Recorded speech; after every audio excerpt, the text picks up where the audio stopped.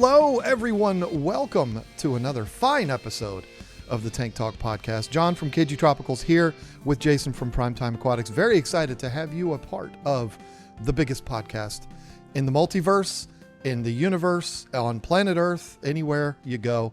We are listed at number one, and it's nothing we can do about it. That's just what they say. But Jason, we have what I think is going to be a fun topic today. I always go into these topics wondering, are we going to be able to talk for an hour about this? But you and I have the gift of gab. I think we'll be able to get through it. What is it that we're talking about today? We are going to be talking about aquarium stands. It is a thing that we often overlook when we're setting up a fish tank. It's just an afterthought. What am I going to put the fish tank on? And what's nice is you are what I would consider to be a professional woodworker, and I have built pretty much every single stand that you see in the fish room and everything in the gallery with the exception of two. So we've done built a lot of aquarium stands, and so I can't wait to talk about best practices and things to think about holding up that big, heavy aquarium that you have. Yeah, and I'm sure you could say the same thing as me. I've had everything. I've had an aquarium on every possible thing you can imagine that you would consider to be an aquarium stand, from the really heavy duty steel stands like I have behind me here, all the way to the very inexpensive big box store. I don't want to talk badly about them because I've actually got some of them in use right now and they're perfectly fine. And everything in between, even using old pieces of furniture I've used before for aquariums, and I currently have an aquarium on a piece of furniture right now. So there's a lot of ways that you can do this. I agree with you. It's an overlooked thing. It's kind of like, okay, I need to get my aquarium, the filter, and you're at the store buying all of these things, and what fish am I going to put in it? And I need those chemicals. And then at the end, it's like, oh, I need something to put this on too, don't I? Because they're almost never included with the kits. Sometimes they are, but afterthought, sure. But in my opinion, a stand can make or break the whole thing as far as the presentation goes, because some stands are downright ugly and you would not want them in their living room. So I'm going to ask you, how should we do this? Should we talk about it from the standpoint of the fish room like you have, or the living room, or should we do both? I think we should do both. I think we can do, a lot of people don't have a fish room, and so I think it would be beneficial to talk about, all right, if you're one of those people who have one to 10 tanks and they're kind of spread out all throughout the house, what are we thinking about? What considerations do we have in that situation? And then as we begin to think about, okay, now I'm really starting to accumulate some aquariums and I'd like to start saving space. How am I going to do this both safely and economically? What are the materials that we can use? You've already mentioned, steel, we've got wood, we've got store-bought, which can be questionable. We have furniture.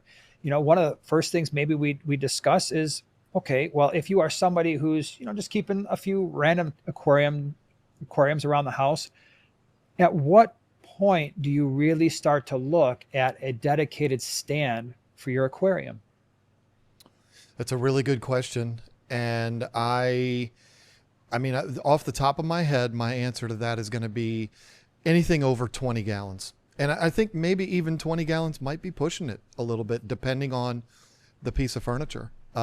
If you're over 20 gallons, I think you need to be thinking about something that's made specifically for that purpose. Or if you're using an old antique dresser, which I think is a really cool look to do, you might want to consider reinforcing that. And you called me a professional, which was very nice of you, but I did have a professional cabinet shop for several years back in the day, and I've been woodworking my whole life. There are ways to do that if you have an old antique dresser or something like that. There's ways to do that and keep that hidden. It's not like you need to put a big fat 2x4 right in the front that looks horrible and you can't open the drawers because it's in the way. There's ways to reinforce it that are, not intrusive to the way it looks. But I'll say this, the older you go, the sturdier and the better built the furniture is. And depending on what type of furniture it is, if it's a dresser, a lot of times those are going to have built-in center supports underneath already. So it's almost like the perfect scenario. And depending on the furniture, you could potentially go up above 20 gallons. But again, it would be a case-by-case basis. I am a woodworker, so I'm going to look at it from a different perspective, and I'm going to say, yeah, that's not going to work, or that would. But I mean, I've seen plenty of furniture out there that I'd be perfectly comfortable putting a 75-gallon aquarium on. Yeah, 100% agree. That's usually what I tell people when we did our beginner series.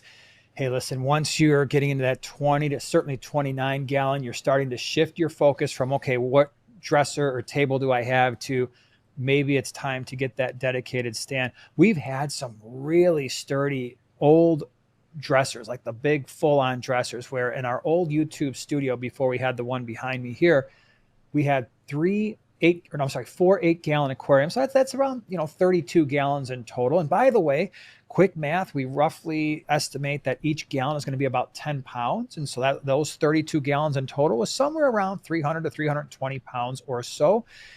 That particular piece of furniture, I contemplated putting a 40 long, which would have been 400 pounds. And when we think about it, it's like, okay, if we had two average size dudes, right, and they sat on that dresser, would they be able to do that safely?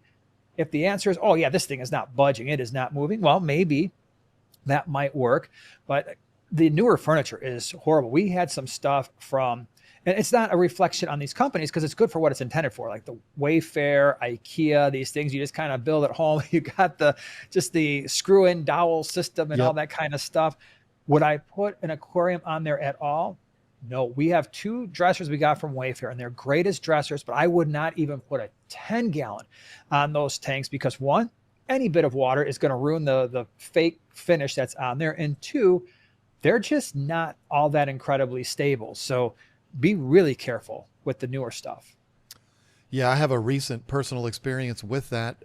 Exactly the same thing you're talking about, except it was purchased at IKEA. And in fact, I did a video about it. I think IKEA is great, by the way. If you're trying to grab something that's cheap and, easy, and you can just go grab it right off the shelf, that's a great resource for that. In fact, I'm sitting here talking to you, and I have my computer and microphones and everything set up on a dining room table that was purchased at IKEA. And let me tell you something, it's one of the most solid pieces of furniture I've ever seen in my life. I would be comfortable doing a dance on top of this thing. And I'm 220 pounds. So, okay, maybe that's on a good day, 230 if we're being realistic. But still, I would jump up and down. I would not have any problem at all doing that on this piece of furniture. So not everything from IKEA is quote unquote bad or cheap. But I bought a very small, it's almost like a child's dresser. It's got 4 drawers. And it's just it's only like, I don't know, maybe 36 inches wide. I have a 20-gallon aquarium on there. When I first put it on there, everything was perfectly fine. And now I think it's been a couple of years since I did that. It's still fine, but the top drawer is getting a little difficult to open and close because the top is starting to sag a little bit and it's closing that gap between the top frame and the drawer. And so it's grabbing a little bit. Am I afraid that it's going to come crashing down? No, I think it's solid, but we might get to a point where we have to start only using the second drawer because the top drawer is just completely closed off from that. But yeah, it's not ideal. It's one of those things that I did very fast, and I was like, you know what? I'm just going to go grab a little dresser from IKEA, and it turned out to be a lot less expensive than going and buying an aquarium stand for it. And I personally, I would rather have a larger piece of furniture like that with a 20-gallon on it than one of the stands that's built specifically for a 20-gallon, because those are tall and skinny, and it's a 20 high that I have on there. So that's a tall and skinny tank too. And I would just be afraid that somebody hits it the right way and the whole thing could come toppling over. I'm not afraid of that at all on this dresser. So, structure is important and the quality of the piece. Like you said, it's just particle board. It's not a fine piece of furniture, but it gets the job done.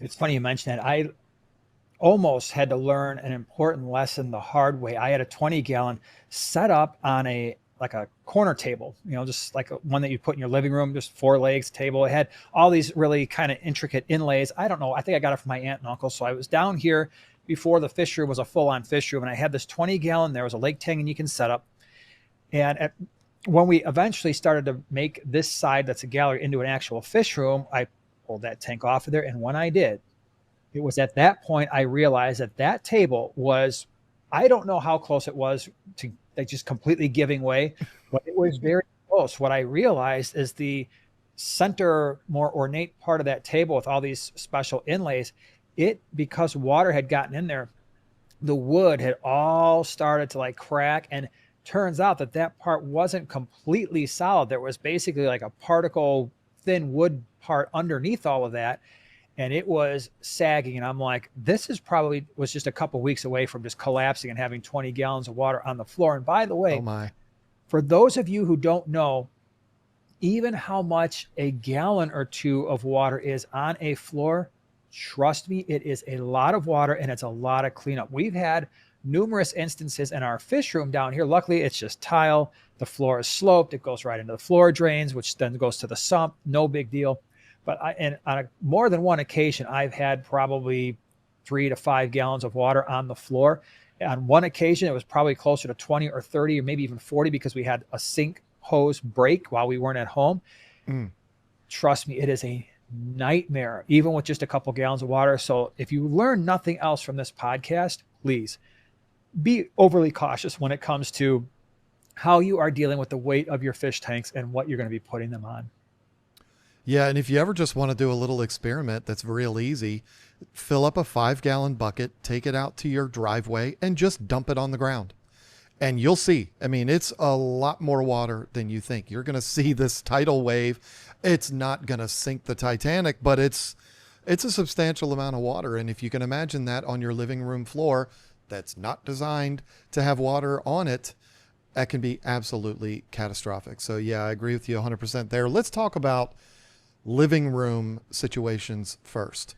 Absolutely. So here's the way I want to approach it. Again, you're the woodworker, all right? So Okay. This is your deal here, and it needs to be.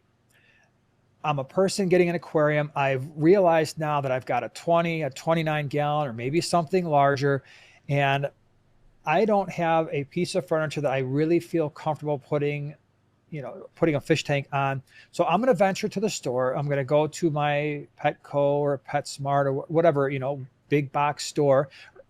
What is it that you're looking for in an aquarium stand that is going to give you maybe some peace of mind, make you sleep at night with those stands that you typically see at the store? It's a very good question. Probably the most important question so far. And the answer is, it's a really difficult answer because I'm a snob. I'm a cabinet maker. So when I go to a Petco or a PetSmart, pretty much everything I see there is like, I don't know. I feel like I'm a little too snobby for that. You know what I mean? Like I'm too picky. However, this is going to be difficult to explain in audio form, but I'm going to do my best. There is a particular style that I appreciate better, and there's a very specific reason why.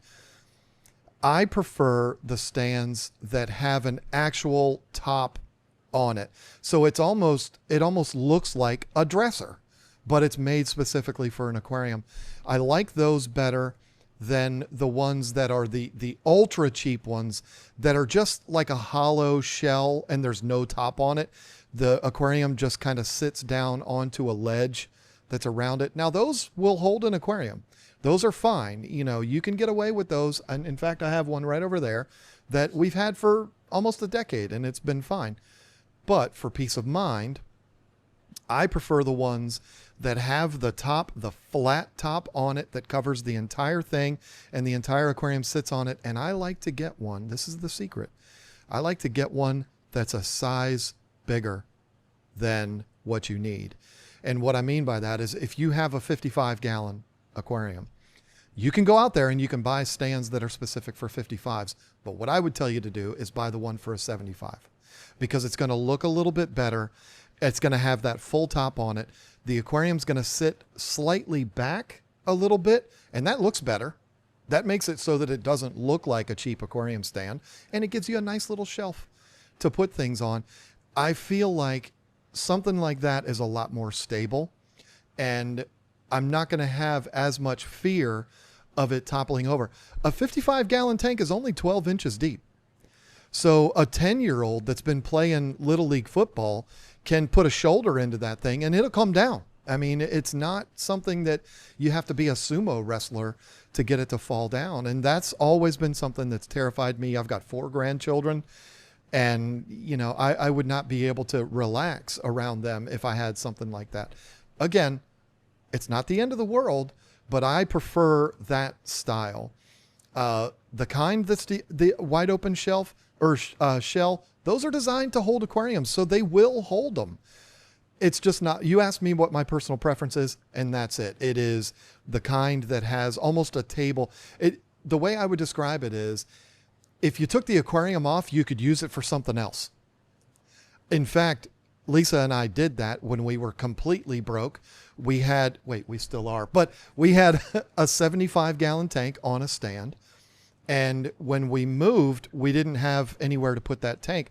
We used that aquarium stand as an entertainment center. We put our TV on it. And nobody ever said, that's the dumbest thing I've ever seen. You have a TV on an aquarium stand. Nobody knew. It just looked like a pretty nice piece of furniture. So that's the type that I prefer if you're going to go to the big box store and buy one. Yeah, it's interesting you mentioned that. So the aquarium stands that are basically the shell, there's a couple things to keep in mind. The older ones were better built. I've had Absolutely both types. The ones that you get currently, the wood is a little bit thinner. You can just tell right away that the wood quality is different. Like I had a 75-gallon on one of these hollowed stands that were built like early 90s. And then I compared that to some of the 75-gallon stands that are out now, and it is definitely different. Those things, I remember the first time I had the 4-foot 150-gallon that I got from PetSmart, came with the hollowed out stand. And I remember thinking, okay, you're looking at what this tank is resting on, 1,500 pounds. And I'm looking at that hollowed out stand, and basically what we've got a support in the back center and the front center. And then you have what's essentially a piece of wood that was maybe 30 inches tall, and it was however wide the tank is. So, 30 inches wide, and maybe, I don't even know if it was a half inch thick. Mm-hmm. And I'm looking at this thing and I'm like, okay, I was nervous. I was really nervous, because then you're filling it up, you hear it kind of creaking and all that stuff. But then you're looking at, okay, what is this thing? How is it held together? And you see like the little corner pieces of wood where you've got maybe some staples, and I'm assuming, and you'd have to tell me as a woodworker, this is all glued together as well, because wood glue is extremely strong. And I think a lot of people don't realize that when you see, holy cow, this thing has got wood staples in it. It's the glue that is really, once that wood glue is set, it's tough to break apart. But that was a pretty scary situation. But amazingly enough, I actually never had one of those things fail, which is also pretty cool. And I've had those up and running for many, many years. Not anymore, but back in the day. Yeah, to touch on what you were saying, you're absolutely right. The glue is the one that does the brunt of the work to hold a joint together. In fact, in a situation like that, the purpose is the glue is the support. The staples are only there to hold the 2 pieces of wood together while the glue dries. And that's a very common woodworking practice. You're building doors, you glue them together, you run some tiny nails through there, and that the nails are there just to hold it while the glue dries, but it's the glue that does the work. And you want to be even more shocked with the kind of stand that you're talking about. Pick one of those bad boys up. They're as light as a feather. I know they are. And it's like, how in the world is this made out of carbon fiber or something? Like, what in the world?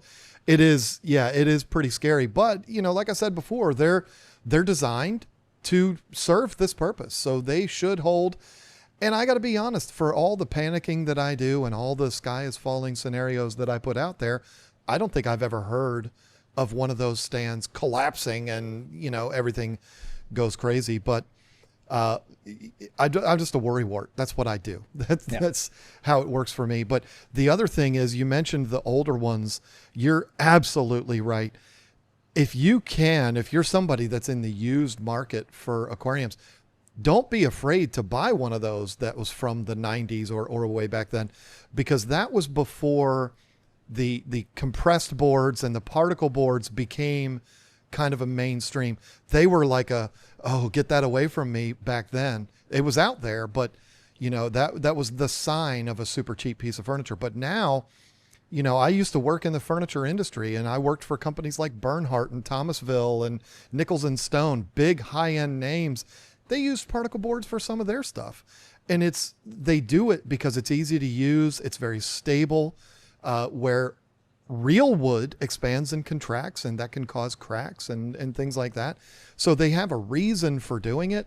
And the quality of the particle board that a Bernhardt would use compared to what a Top Fin would use for their aquarium stands is night and day. But yeah, it is a more mainstream thing now. But you go back to those stands that are built back then, a lot of those are going to be solid wood. Now it might be spruce or pine or Doug fir or something like that, which is not one of the most appealing woods, but that doesn't matter because it's painted anyway.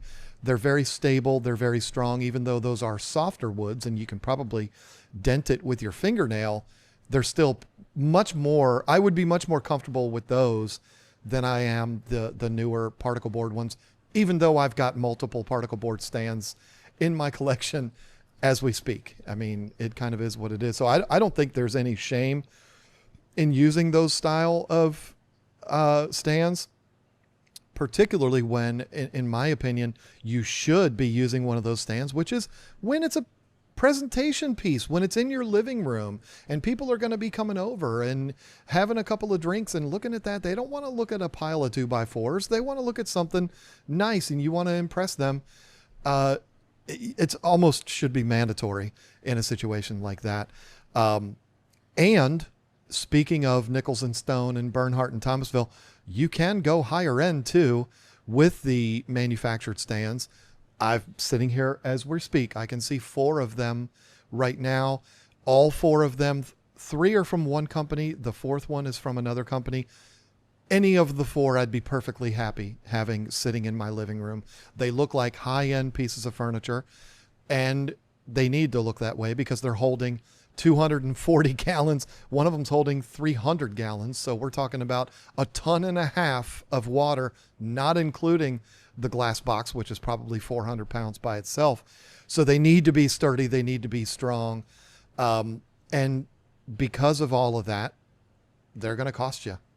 These stands that I'm talking about are like $3,500. It's very, very expensive, but you want to talk about peace of mind. You want to talk about peace of mind and a high-end appearance, something that looks really good in your living room. The custom stands are absolutely the way to go, but there is a cost, and that is the cost. And you're absolutely right. When I was doing the gallery, the plan was exactly how you see it: 2 125s, 2 75s, and a 50-gallon lowboy. The 50-gallon lowboy, I had already built that stand, so I was like, that's set. Then I started going shopping because I'm like, all right, it's a gallery. It's supposed to be a little bit higher end. What am I doing for the 2 75s and the 2 125s? And so I went to the local fish store, not a Petco or a PetSmart, and I originally started pricing the hollow stands, right, but nicer ones, because this particular pet store, they do sell higher end stands that are the hollow type. I'm like, okay, what is this going to do? At the time, and this was so maybe a couple years ago, 1.5 years ago, when I was looking at the stands, the 75-gallon stands were, I want to say, somewhere around $500 each. The stands for the 125s were over $1,000, and I was absolutely in awe. So what I wound up doing is, for the 75-gallon stands, I'm like, okay, back to PetSmart. Let's go with a backup plan. Because I really didn't want to build any more stands. I'm like, I want to be retired from that job. So the 75-gallon stands, I went to PetSmart. I'm like, let me take a chance. There's these Nate and Jeremiah branded stands that come in a flat box. So basically like the IKEA of aquarium stands. I'm like, I can't believe I'm doing this. I bring these things home. First of all, that box was extraordinarily heavy. It was an two strong people for a 75-gallon stand in that flat box. It was myself and one of my boys, and we struggled to get that down the stairs. I mean, it was very, very heavy. Put it together.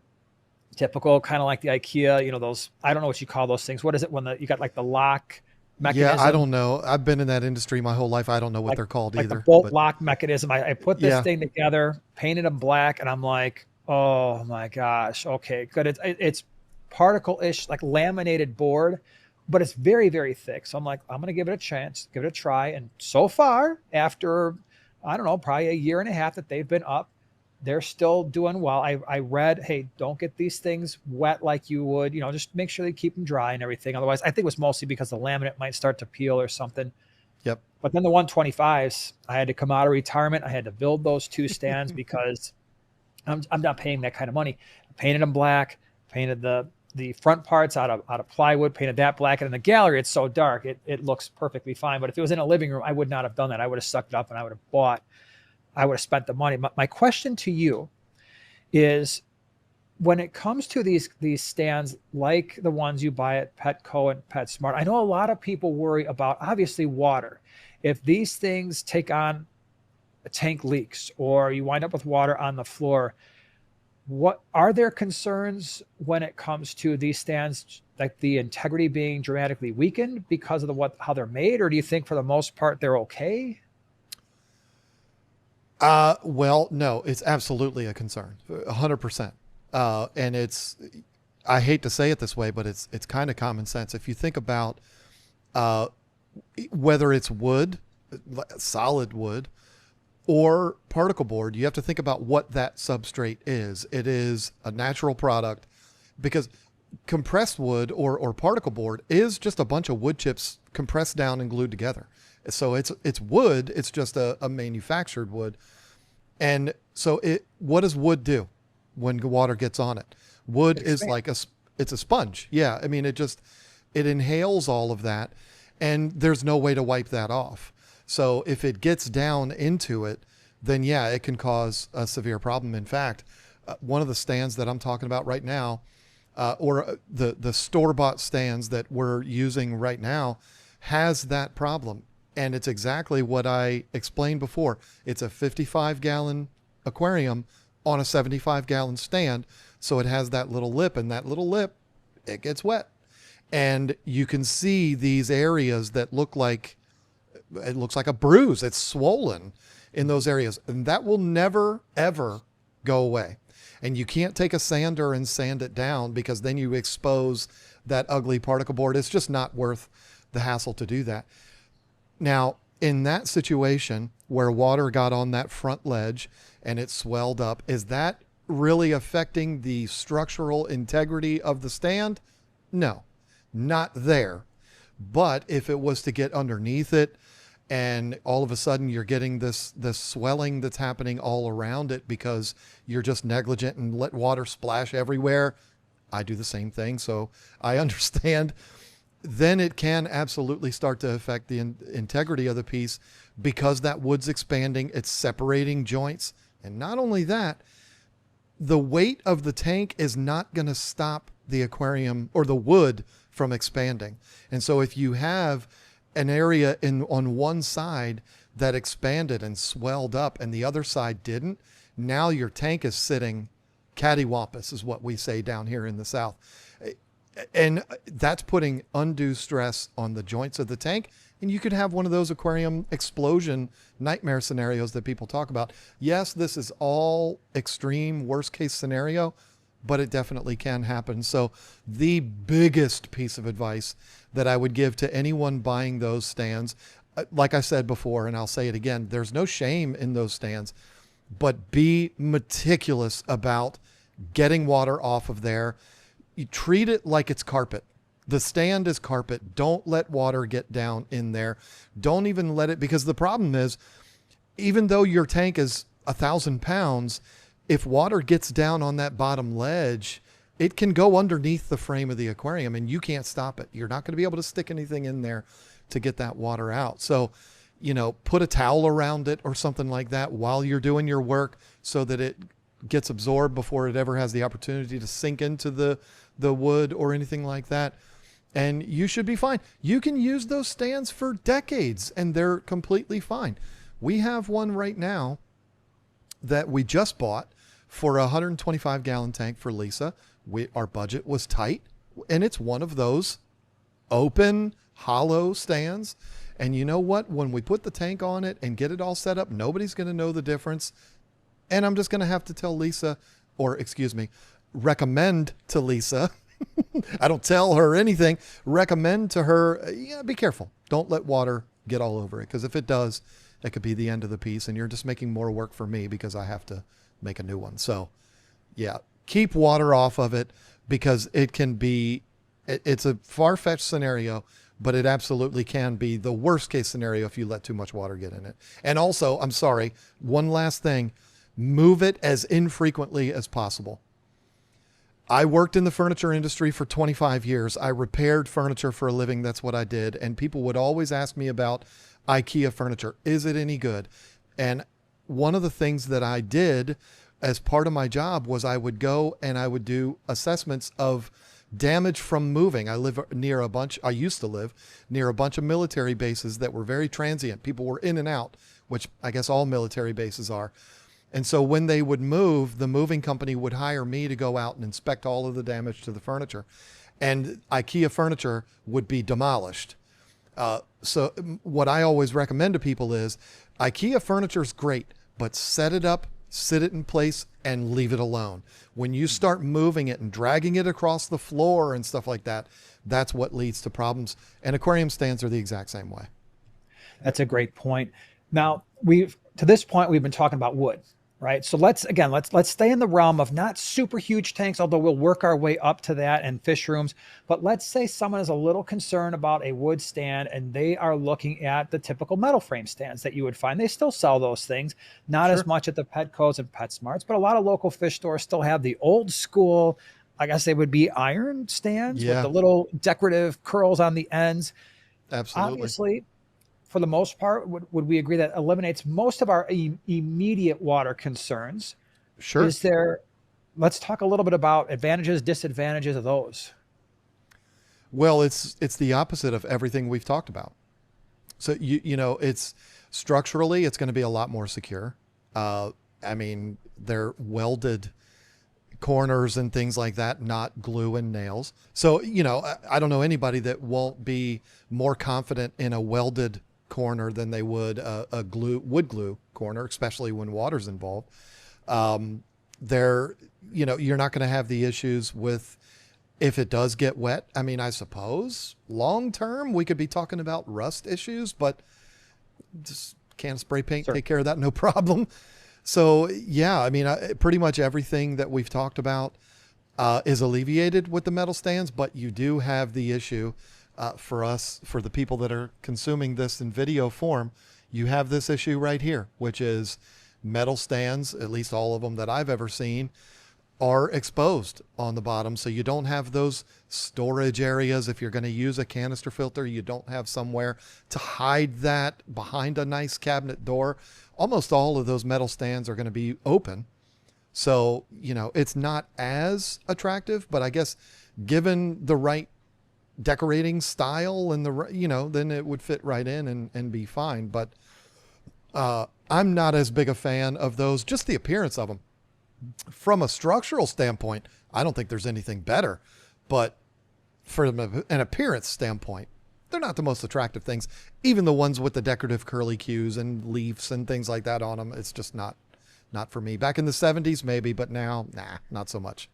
Yeah, 100% agree. That was a 70s and 80s thing. And I think as we gravitated towards the wood stands, the metal ones, they still exist, like you said, but they are cheaper too. At least when you compare them to a similar decent quality wood stand, right? Like the local fish store type stands, not the Petco and PetSmart type stuff. So as we start to branch off, there's a couple different directions we can go. And that is, all right, let's talk about trying to maximize efficiency in terms of space, right? So now maybe we're starting to go vertical. Maybe we're starting to accumulate a lot more tanks and we don't want single individual tanks all over the place. We're starting to stack them. Or maybe we're starting to get larger aquariums. And so really there's two things.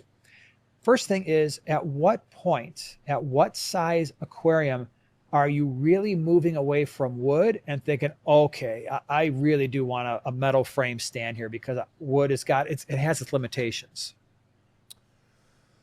I personally don't think that exists. Okay. I mean, because if you're talking about our episode that we did on our dream aquarium where money's no object, my aquarium that I was talking about wasn't sitting on a stand. It was sitting on the concrete floor. In fact, it had a concrete floor poured specifically for it.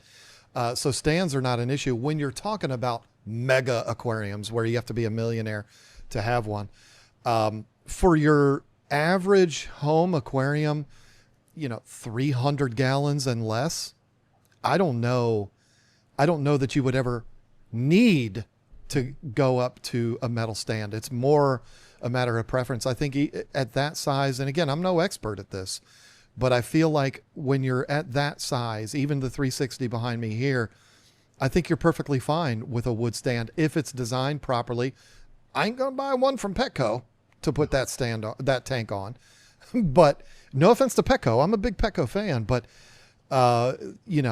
I don't think you're required at some point to move up to a metal stand. I think even, if I was to win the lottery and I was to go and get a 10-foot tank that's 10 by 4 by 4, which is kind of my realistic dream, I'd be perfectly fine putting that on a wood stand. It would be a stand that I built and I would over-engineer the heck out of it. But I'd be perfectly fine with that. I don't think you absolutely need to. The only reason I have a metal stand on this 360 is because when I contacted Custom Aquariums about it, they already had it and they gave me a ridiculous deal on it because they're like, it's in our warehouse. It's taking up space. We'd love to empty this thing or dump this thing off on you. And so they offered me a deal I couldn't refuse on it. So, if I hadn't been offered that kind of a deal, I would have gotten a stand similar to the other ones that I have, and it would have been made out of wood. So I know that's probably not what you were looking for, but that would be my answer there. I don't know that it's required to go up to metal unless we're talking about something that you're going to put into a public aquarium somewhere. And it's interesting you say that because I've had people comment, even when I did my double 125 stands, I would never use wood for that. We'll get into how we build stands and all that stuff, because you and I do stand building, at least the structural part, very similar from what I've seen. But I'm of the same opinion where if you use the right wood for that 300 gallon, 360, you can absolutely do that out of wood and sleep well at night. Now, again, even if they made one store bought, would I do that? Yeah, I think you'd be pushing it. Certainly no hollow stand or anything like that would absolutely collapse under its own weight. But the way that we build wood stands, I wouldn't have a problem with that. So I guess the next question is, you are someone who's like, okay, that's the part two. I want to start building stands for myself. It's getting way too expensive.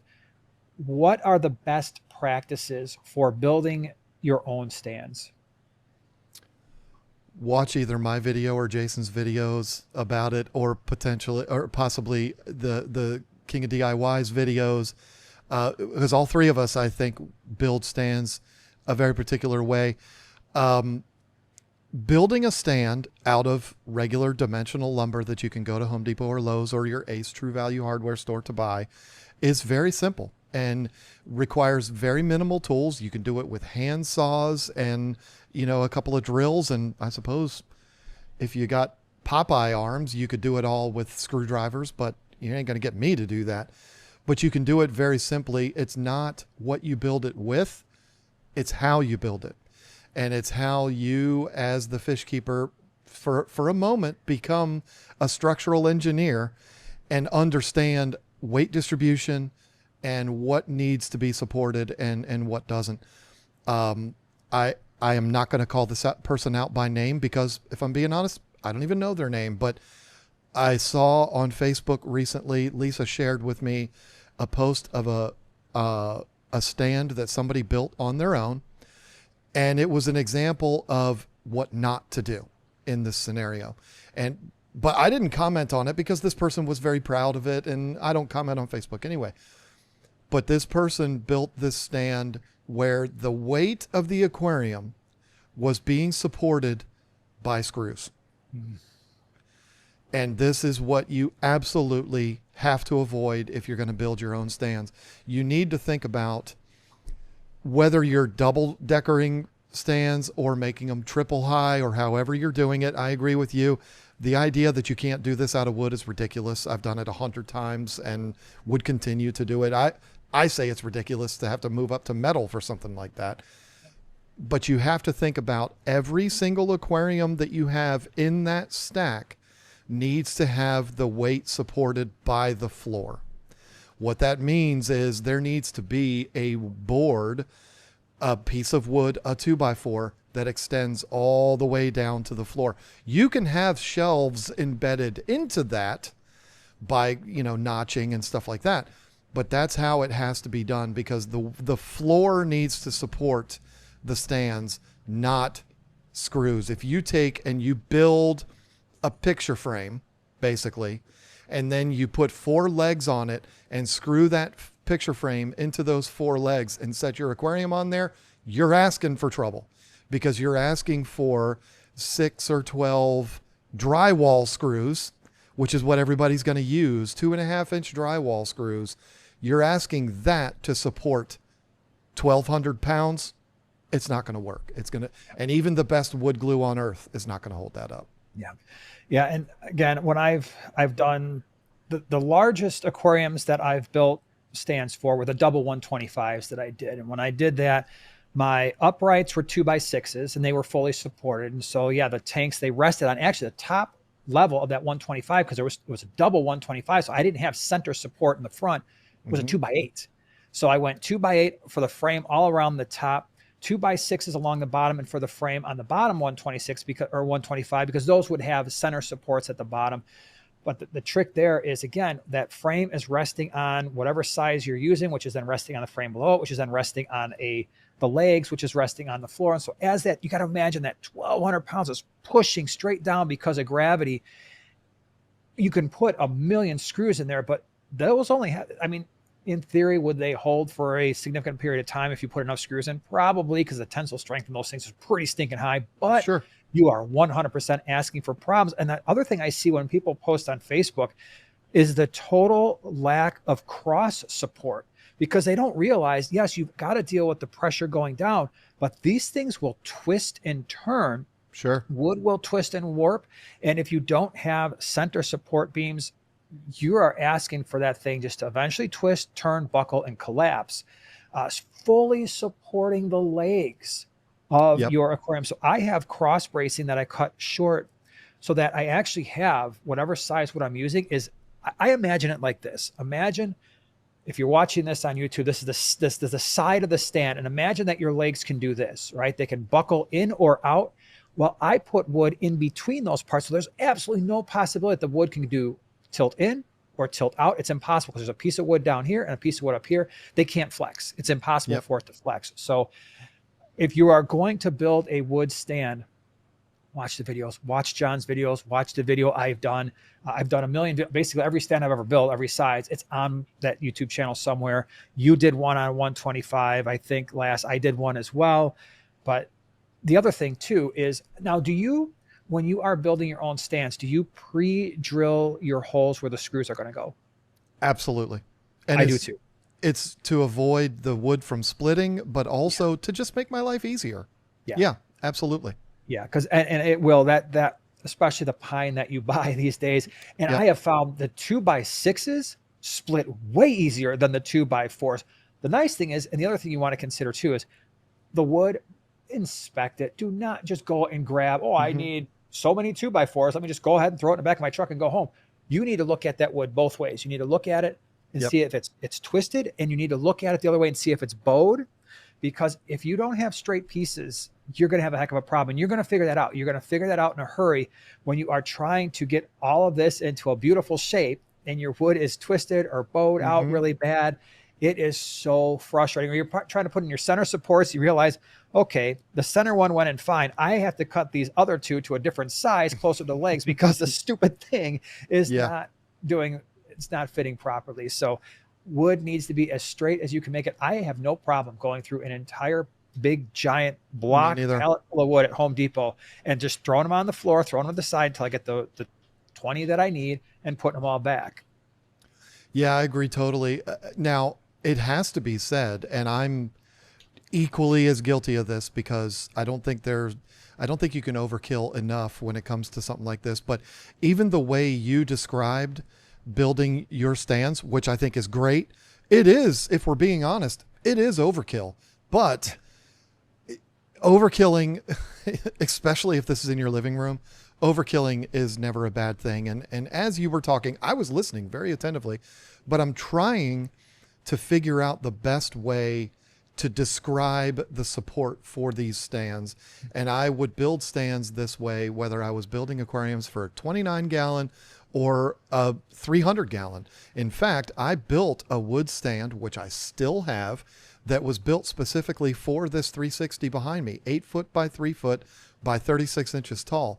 I built it because I was going to move this tank down into my basement at my last house. I never ended up doing it. So now we use it as a packing table for packing orders for keepfishkeeping.com. So it came in handy, but I built this stand the same way that I would build for a 55. And I think I just came up with a way of describing this without having visuals for the people that are listening to this in audio.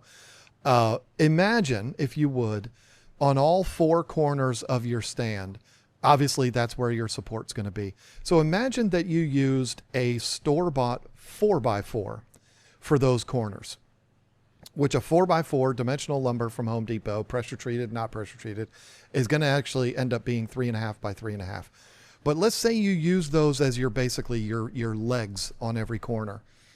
Instead of building your frame and then screwing that frame into that 4x4, what you would end up doing is notching. You would be cutting out a 3.5 by 3.5 inch by 1.5 inch deep notch out of that 4x4. And then the shelf that your aquarium's actually going to sit on was built 3 inches, which I actually go 3.5, but 3 inches larger or wider than the aquarium. And then it's going to sit in that notch. Now, I don't do that because that's too much work. But instead, what I recreate is, and you do the same thing, Jason, I recreate that 4x4 or 1x6, 2x6, not 1x6, but a 2x6, whatever it is that you're using. I recreate that. While we're talking about 4x4s here, I would recreate that with 2x4s that are sandwiched together. And rather than cut out notches, I would just simply cut those 2x4s that are on the inside to make my notches.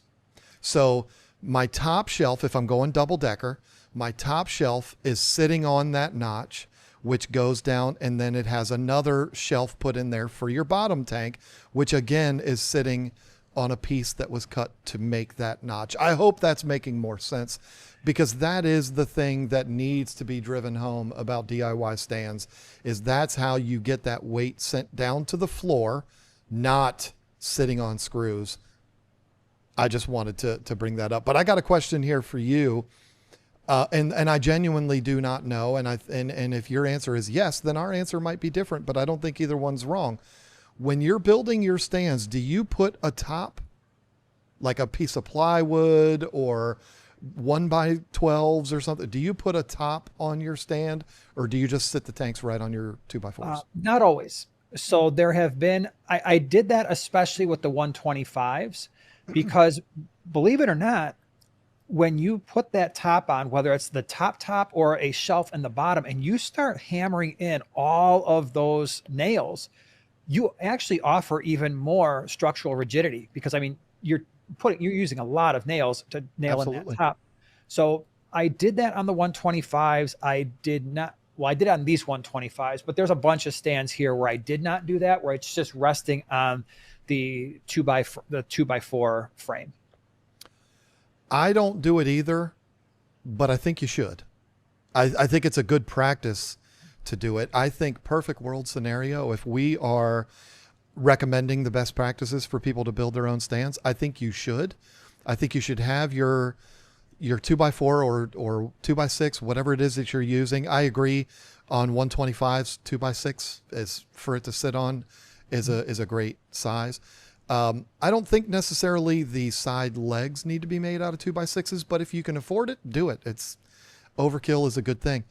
But I do think it is good practice, not required, to put that piece of plywood or something like that. And if you want to go even farther, you take a foam pad, or it could be a piece of it's sheathing for homes, but it's like foam insulation, and you put that on top of that plywood, and then you sit the tank on that. Wild overkill if you're doing something like a 55 or 75, but if you're getting to a 125, 150 and larger, I think this is a good practice. In fact, custom aquariums, and you might be able to see it, Jason. That's what is right there. Yeah. It's a very dense foam pad that is included in custom aquariums, and it's such an important step that if you do not have that, it voids the warranty on these tanks. The reason why is because that foam will fill any gaps, even the slightest gaps between the aquarium and the stand, which will give it more even support all the way around the entire thing. So that's perfect world scenario. In the imperfect world scenario, something you cannot see in my videos, especially in the fish room, the other way to do that, and I have done it, is make sure my tank is level. All right. So I level it all the way around. If there are gaps between, and sometimes there are, again, wood is not perfectly straight, even with your best intentions. I love the wood shim, and I will go through with a wood shim, and I will just kind of gently poke it all around the frame. And as soon as it slips in, I'm like, all right, let me see how far it goes, crack it off, paint that part black, go along. And there are a few of my stands where that's just how it worked, where I just go through with the wood shims and I shim it to make sure that it's even, so that the frame of the tank, it doesn't have any opportunity to twist and turn and bend over time. So yeah, the wood shims is a really quick, easy hack, if you will, for filling in those gaps. I mean, listen, I live on a farm, so I've got a stack of cedar shims sitting around because there's not a thing on my property that's straight or plumb, or, I mean, everything's leaning and everything's crooked. So, I keep those around all the time. And I think that's a great suggestion because, every little gap is potential. Is it worst case scenario and far-fetched? Yeah, but this is the time. I always tell people, us fish keepers, we overkill things to death, and we can overkill things so much that it takes the fun out of this hobby. But when it comes to building our own stands, I think this is when you really need to overkill, and it doesn't hurt anything. What's it hurting? To take a few extra minutes, and I, being the snob that I am, I'd be like, take a hand plane, smooth that thing out. You're not going to need to put those shims on it, but I'm just a snob and I've never done that. So I'm just saying I would suggest it, but overkill the heck out of these things. And I've got 1, 2, 3, 4, 5, 6, 7, 8. I've got 8 stands that I've built using these techniques that we're talking about that all have hundreds of gallons on them right now. And none of them make me nervous. They're all perfectly fine. And they'll be fine for 25 years. However, probably even more than 25 years. There is a drawback. Every single one of them's ugly. So what do you do about that? What do you personally do so that they're not so, because yours don't look ugly from what I see behind you. Yeah, well, I paint them. I think that's a must. I would never just go 2x4 just exposed. So I paint them all black. That covers a lot of mistakes, right? Sure. That covers your screw holes, because I'm not going through and filling all those holes. So I paint those black. The screws get, that are exposed, even if they're obviously set in the wood, but they're still getting black paint. I will put plywood, like so in the gallery behind me, I have plywood that goes all the way around. That gets painted black. It covers a lot. So I'm not really all that worried about it. Again, would I do that if it was up in my living room? 100%. No, I don't. You do, but I don't have the skills with wood to make something look beautiful that I would be proud of. I would just suck it up. If it was a 125, I'm spending the $1,200 on a stand. Yeah. The other thing to consider, and we haven't brought this up yet, but when you're building these stands now, I am sure it takes you a lot less time than it takes me. But for me, for the average person who's like, okay, I've got some tools and I've got enough I probably built at this point 30 stands, because when this used to be a fish room, I had a whole mess load of stands that I built there too, I anywhere from saw. single to triple stacked. It takes me from the time I get the wood home, cut it all up. So I got to, draw it all out, cut it all up.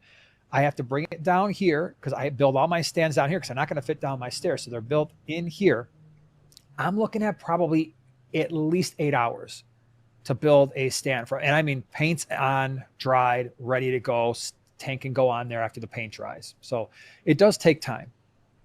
Small stands may be a little faster, but for the 125s, that's an 8-hour day for me.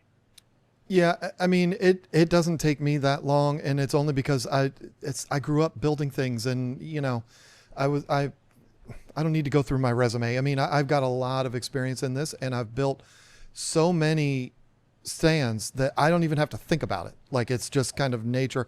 Like, people frame houses, and I watch them. I couldn't frame a house. Well, I could if I had a really good plan, but and I watch these guys framing houses, and it's just like mind blown. They don't even have to think about it. It's just human nature. That's kind of how it is for me with stands. When I built the stand for my plant tanks in my barn, I've got 9 50-gallon lowboys that I use for Crips and Anubias. And I built a stand to hold all 3 of those. They're 3 high. It took me, from the time I, pulled up with the lumber, probably 3 hours to build them. Wow. But they're not painted. Okay. They're not, they're not meant to look pretty. They're there to serve a purpose, which is for my business, probably like your fish room side is for you. So now, of course, I want them to be straight, and I want them to be level, and I don't want big gaps, and I want the screws to line up, but I'm not doing it like a fine piece of furniture. But what I would say, if you do want to build a DIY stand for your living room, you might be thinking, well, you can't use this technique that Jason and John are talking about, because even black paint, yeah, that makes it look a heck of a lot better, but it's not going to look good next to my wife's piece of furniture that she inherited and our 85-inch TV. It's going to look a little crappy. So how do I spruce it up and make it look a little bit better? That, I already just spoiled it. That is what I would do. I would build the stand the same way, but then I would decorate that stand to make it look better. And you can do that. Obviously, we can't do a whole tutorial here, but you'd be surprised at how many pieces of molding and things like that, baseboard, picture molds, things like that are available for very little money at Home Depot.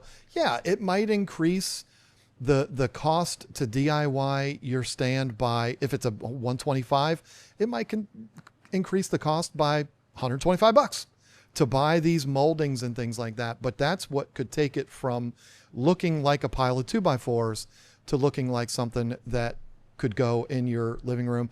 And then, of course, we do have doors, which that's a whole different deal. You're probably going to want doors on it if you're putting it in your living room. One of the recommendations, if you don't have the ability to build doors, is just cut them out of MDF, which please don't get that wet.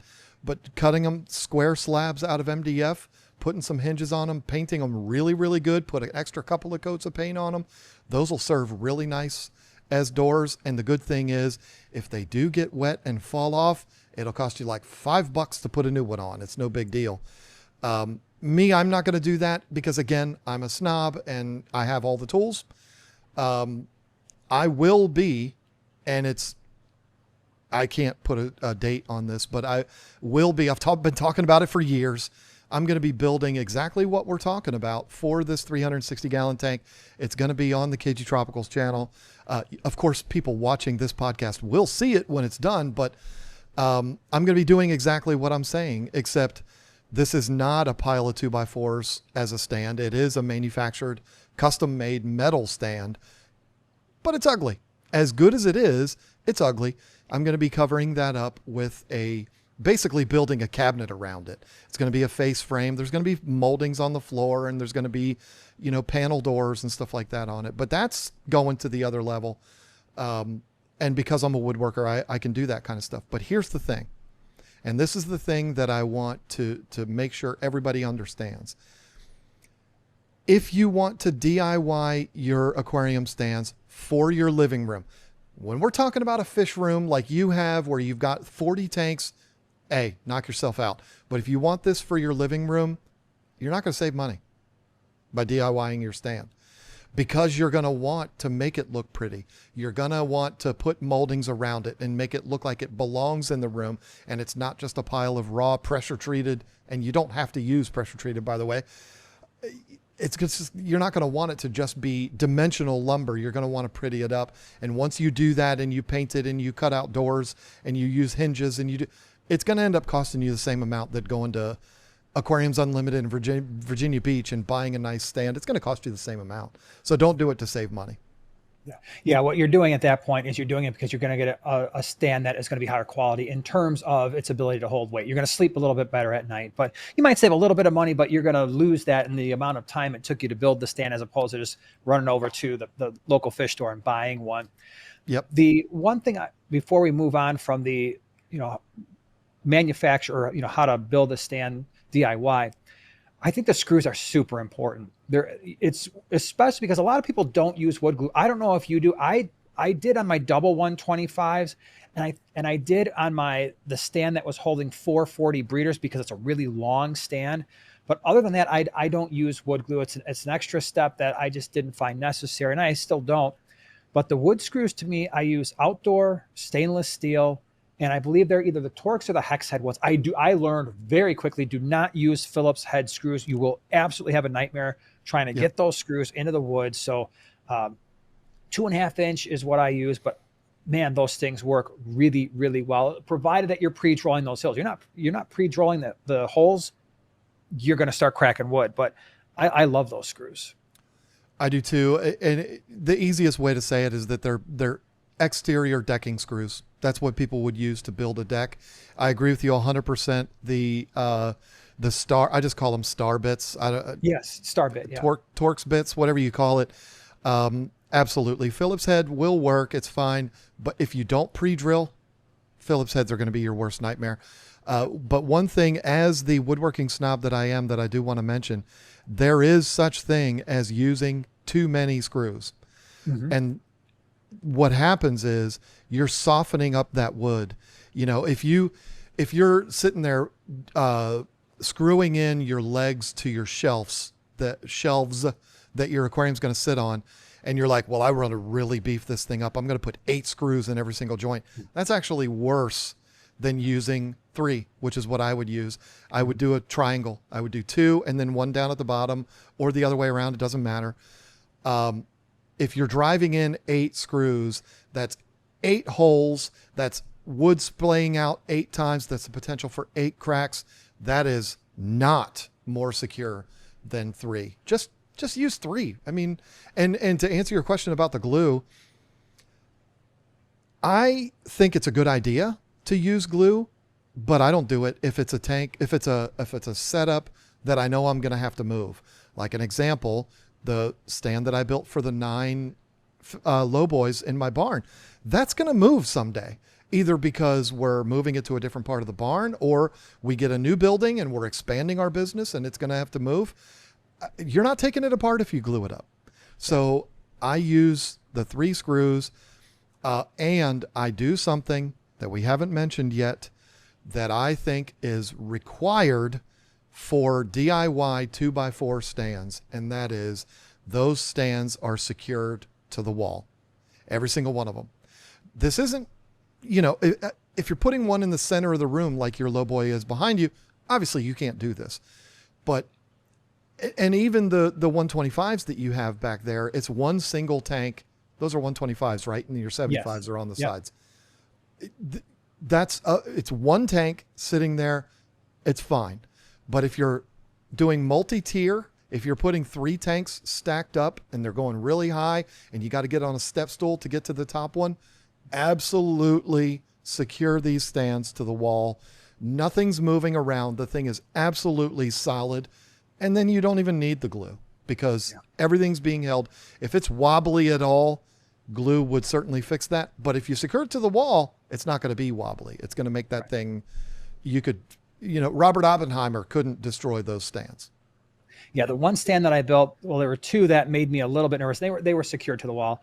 My triple stack wound up being 29s on the bottom and then two 20 longs above that. So it was a stand that held 6 aquariums that basically those 20s were maybe, I don't know, 8 inches from the ceiling.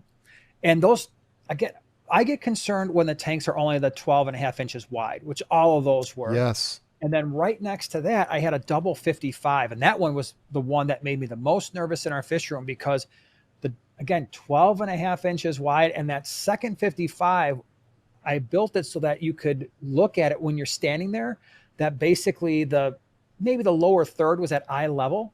And it's like, man, that thing, if you do not secure that, you are really asking for a problem. So and you mentioned this earlier in the stream or in the podcast, 12 and a half inch wide aquariums, those stands, Scary. They're going to be unstable. I don't care if it's a store-bought one, single stack, certainly double stacked. And if you're going higher, you really do need to look at securing that, because once I get to the 18 and a half, I'm not really worried about it. I've got double 75s. That's not secured to the wall. My double 125, that thing's not going anywhere. You have to hit it with a car in order for that thing to tip over. So, but the 12 and a half inch wide. Yeah. I think about, again, I live in a house that in 5 years, my house is going to be 200 years old. When you walk through, I'm 230 pounds. When I walk through my house, the house moves. Not as much when Lisa walks through the house, but when I walk through, the house, it's an old house. And I get heart palpitations when I think about a 55-gallon tank on top of a stand that's 30 inches tall. All the weight is up top. And I walk through the room and think, oh, good Lord, no, forget it. That I would never sleep. That has to be, even the store-bought tank has to be secured to the wall.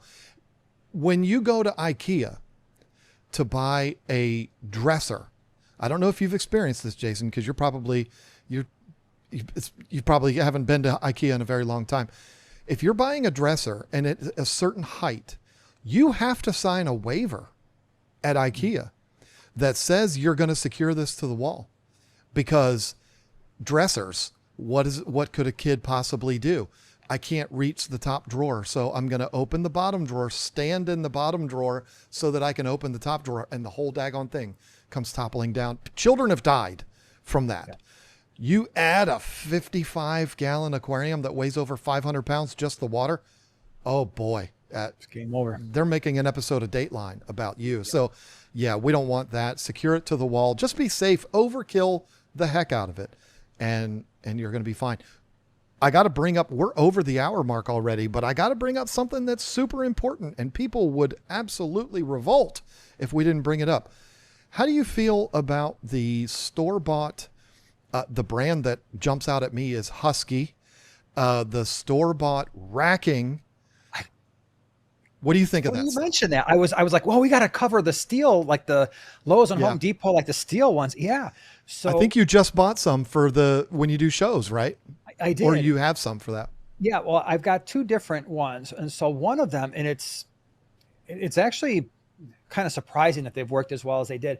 We bought some wire stands. They were metal stands. And the way that these stands work is there is a piece of plastic that notches onto the leg, and then the stand kind of slides over it. And because that plastic is tapered, it gets thicker at one end. The stand is locked into place. The shelf is locked into place. And believe it or not, each one of those shelves is rated for 300 pounds. And I've got 2 of them. Actually, no, that's not true. At one point we had 4 of them. I'm only using 2 now. And each one of those shelves is holding a 20-gallon long, and one of them's holding 12 long. And they've been working for years. And you would think, oh, at one point I was like, man, maybe I should reinforce this, even with just some 1x1s or something. I'm like, these things have gone nowhere. I mean, they have been really, really good. And they were like less than $100. And I've got a stand now that holds 3 20-gallon longs. So that's worked out really well. And then when I did Aquashella in Chicago last year, I'm like, oh man, I'm going to have to bring aquariums. And so I bought like the metal, more industrial shelving, not quite the same. I think each shelf I don't know how many pounds it held, maybe it's like 1,600. 1,600 pounds per shelf. And I stacked on each shelf. I had 3 rows, and I put 3 20-gallons, standard 20 gallons on there. But in that video, I mentioned you could easily turn these things lengthwise and put 20 gallons, standard 20 gallons on each shelf. It's 1,000 pounds, and I would have had zero issues. I mean, zero issues with that. And again, the nice thing about those stands is they weren't that expensive. And it took a few minutes to put these things together. They literally just click together. Yep. But it's the same way that industrial shelving in a warehouse would kind of click together, because I've built those before too. And then they've got the safety dowel, like the steel dowel things that go in, so it's not going to slide apart. It's got a wire rack if you want to put a plywood over that. I'll tell you, if you're looking for, I've got fish room ish, a deal going on. I don't want to build stands, but I want something that's going to hold a lot of weight. Those things are pretty inexpensive and really economical, and a really great way to do that. Could not agree more, and also could not agree more with the application of plywood on top of that metal little grating that's on those particular style. And I like your explanation of the industrial style. That's definitely the way I would describe those. They're like $400 for a 6 foot wide, and I think they're 6 foot tall racks. You can buy them at Home Depot. They're black. They look nice. They look very industrial, but the wire shelf, I don't like that for putting aquariums directly on. So a piece of plywood going across there, absolutely, you're good to go. And you cannot break those things. We use them right now in our barn for storing just product that we sell. And it's like, it doesn't need to be anywhere near as powerful or as strong as it is, but that's just what we're using them for. Now, I will say this though. I agree with you on the other style. I call them compression style, where it's the round posts that the shelves go down over, and the plastic pieces compression fit onto it. And there's just a little groove cut in the posts every inch, and that's how you adjust it. I like those a lot, but I also hate them. In your situation, putting a 20-gallon aquarium on there, good to go. I have some that I'm using right now that are 60 inches by 24 inches. And I've got, well, this is actually Lisa's snail room. We have 20 highs sideways going all the way across. And so there's like 6 going across, and we've had them collapse more than once. Wow.